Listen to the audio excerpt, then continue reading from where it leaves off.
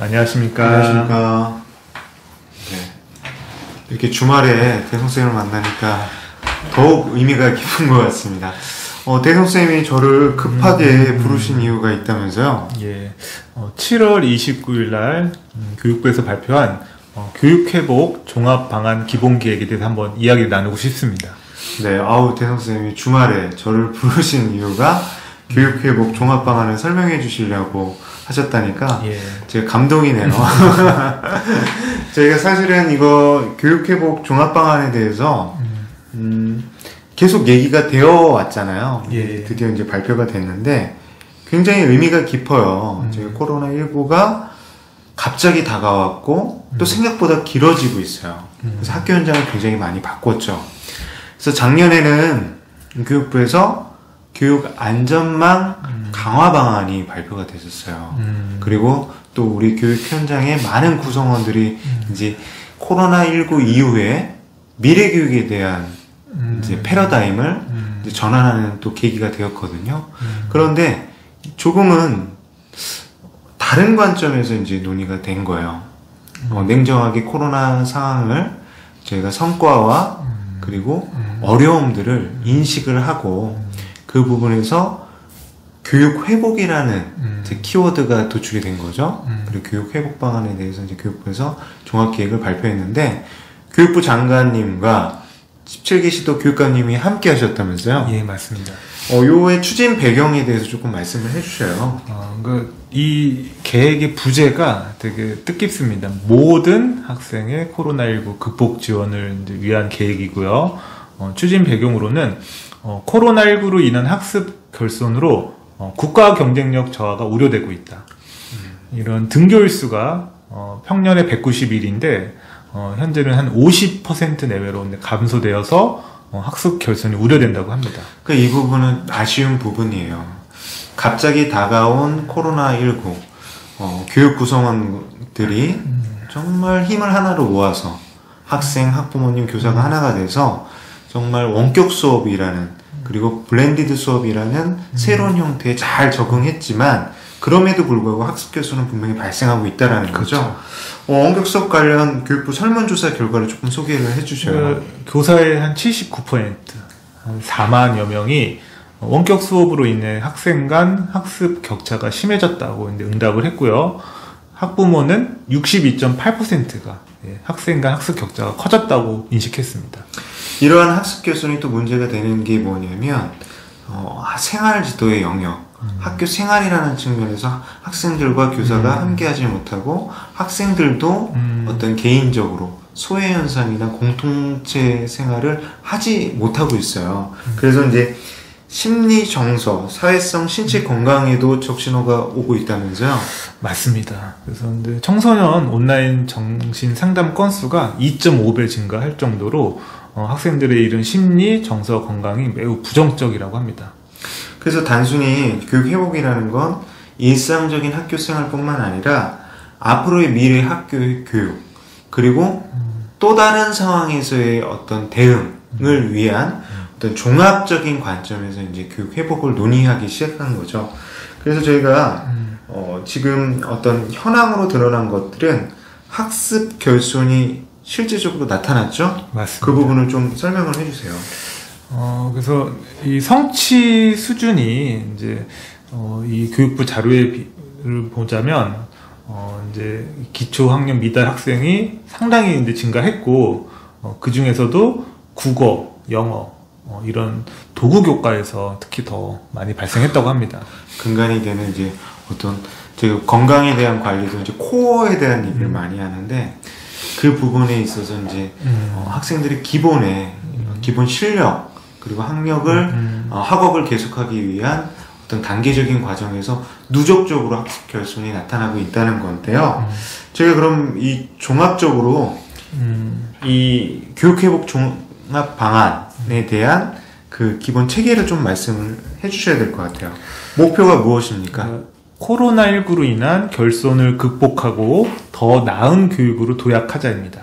그래서 대원칙으로는 적시성, 종합성, 이제 책무성 요 세 가지 원칙에 의해서 이제 추진 방향은 이제 결손 회복과 맞춤형 지원, 교육 여건 개선이라는 세 가지 주제로 이제 접근을 하고 있거든요.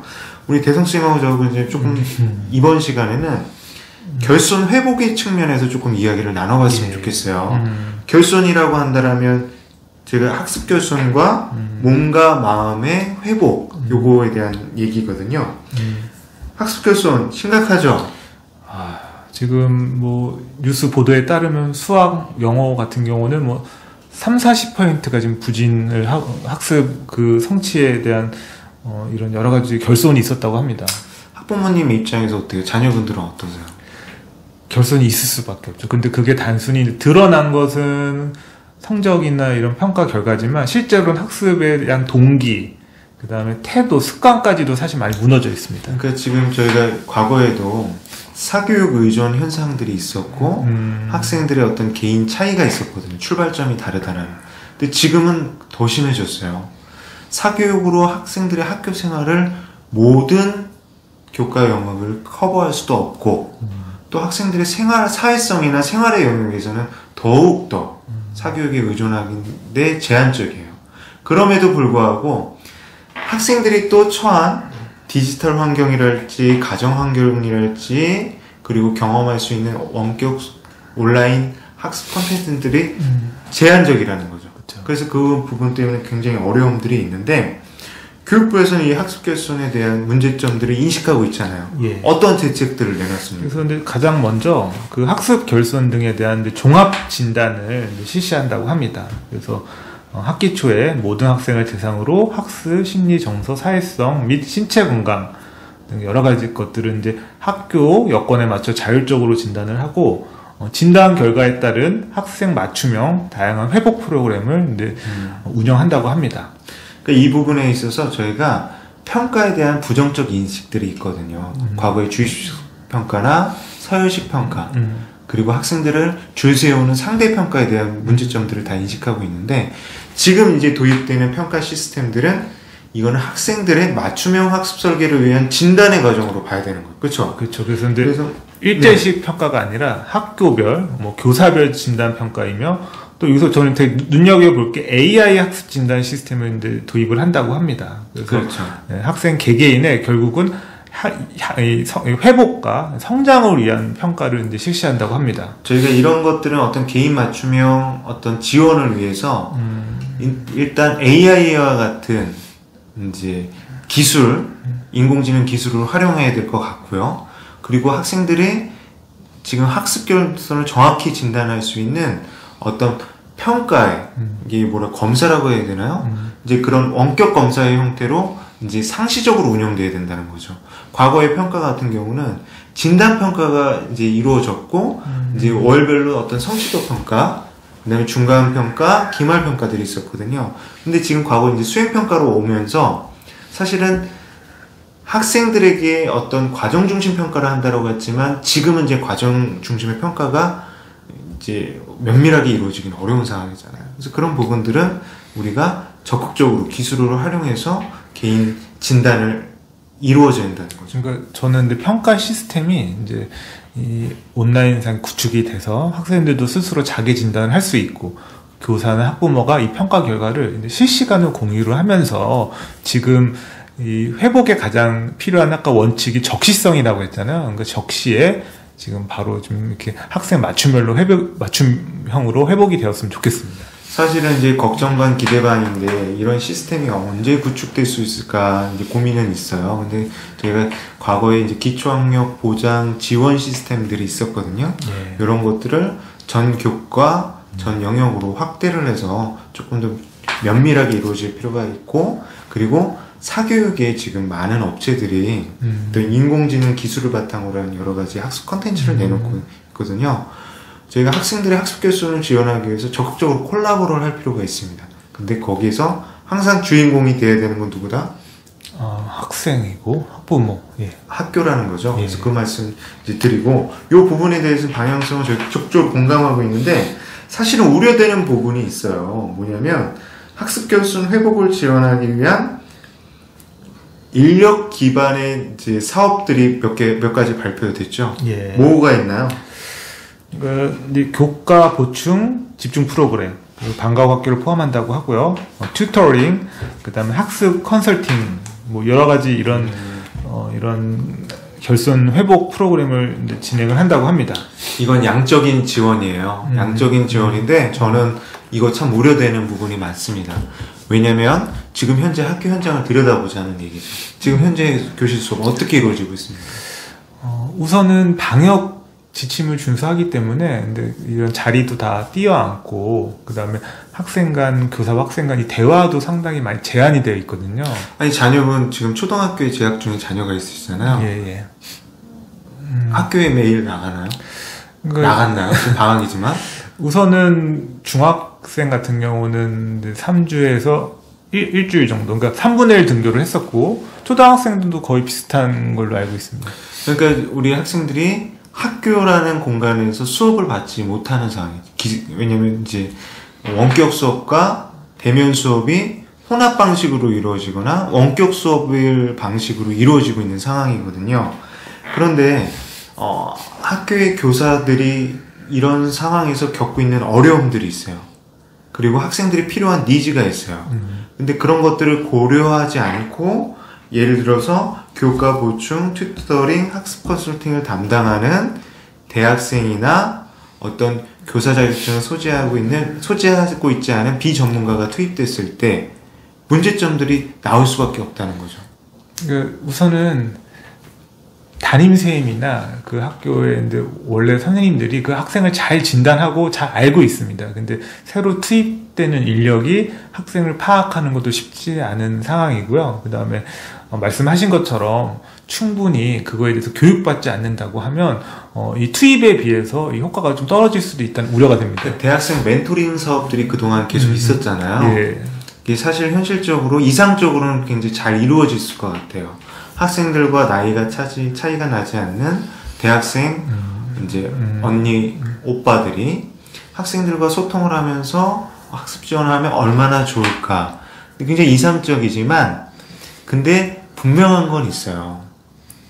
학생들에 대한 심리 정서 학습에 대한 이해가 선행되지 않으면 그것들은 사실은 진짜 호불호가 있을 수밖에 없다는 거죠. 그래서 근데 저도 염려가 되는 거는 제가 교생 실습 지도도 한 오랫동안 했었고 그 다음에 이런 대학생 교육기부 사부 운영을 했는데요.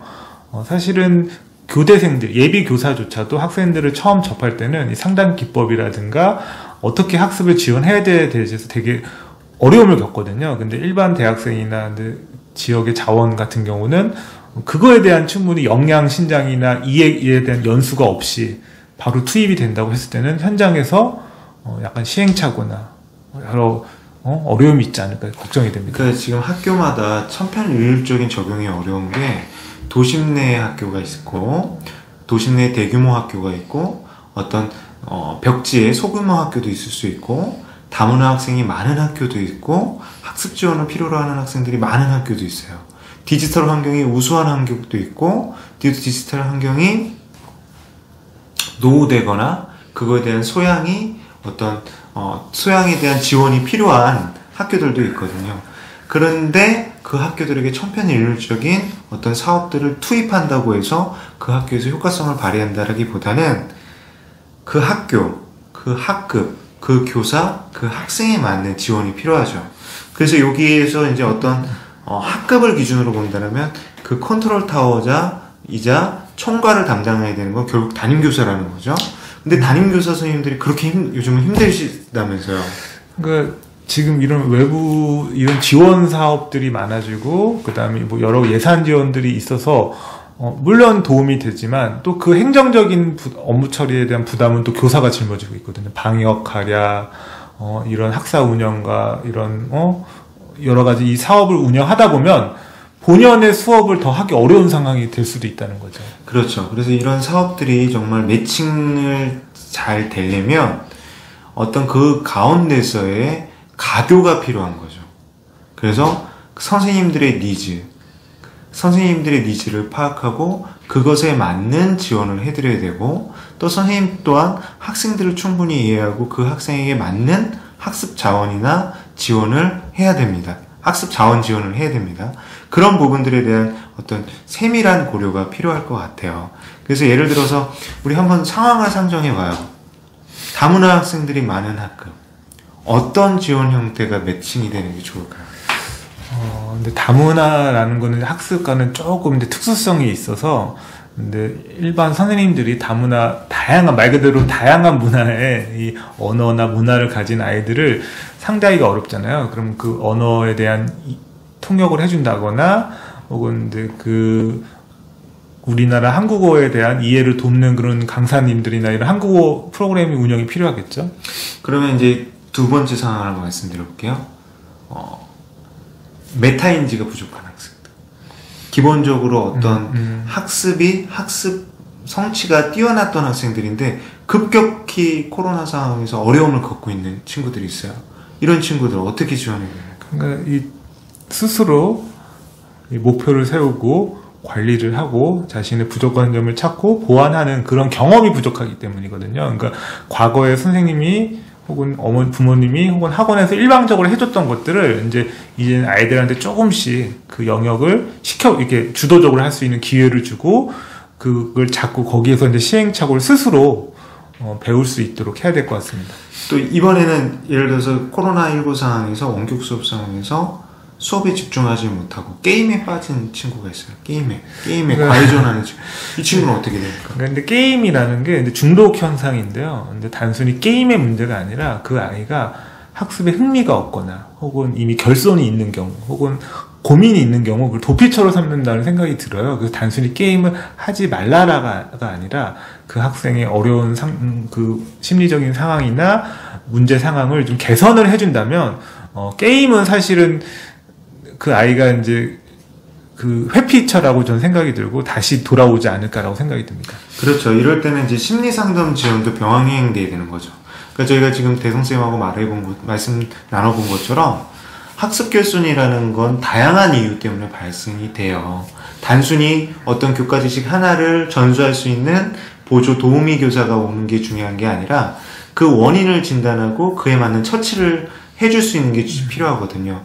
그러니까 학교 현장의 학습 결손이 복합적인 요인에 의해서 나타난다는 거, 그 부분을 저는 이제 얘기하고 싶었던 거고, 이 부분에 있어서 저희가 지금까지 좀 얘기한 내용을 좀 정리해 보자면, 학교 현장에서 이루어지는 학습 결손의 문제 굉장히 심각하다.